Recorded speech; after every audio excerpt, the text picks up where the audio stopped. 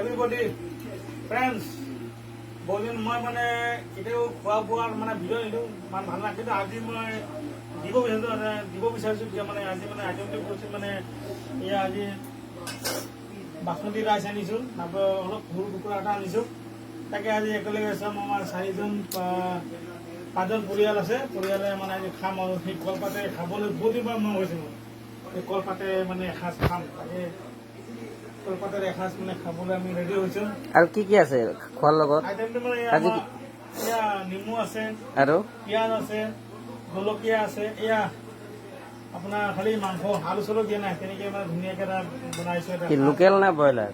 এইটো লোকেল চৰাই, লোকেল। এইটো মই নাখাওঁ। আৰু ভাতটো এইটো কি কি? এইটো আপোনাৰ বাচমতি ৰাইচ বুলি কয়। এইফালে 100 টকা লৈছে। আমাৰ দুখীয়া মানুহ বাচমতি ৰাইচ খাবলৈ মানে বছৰ লাগি যায়। আজি 2 বছৰ পাছত মই খাই আছোঁ, কষ্ট কৰি পইচা গোটাই বাচমতি ৰাইচ আনিছোঁ।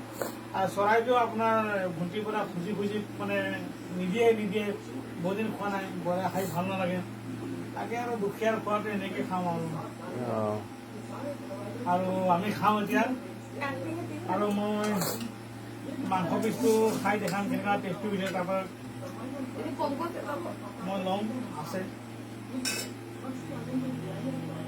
এয়া আমাৰ মজা খাবনে? খালে আহক।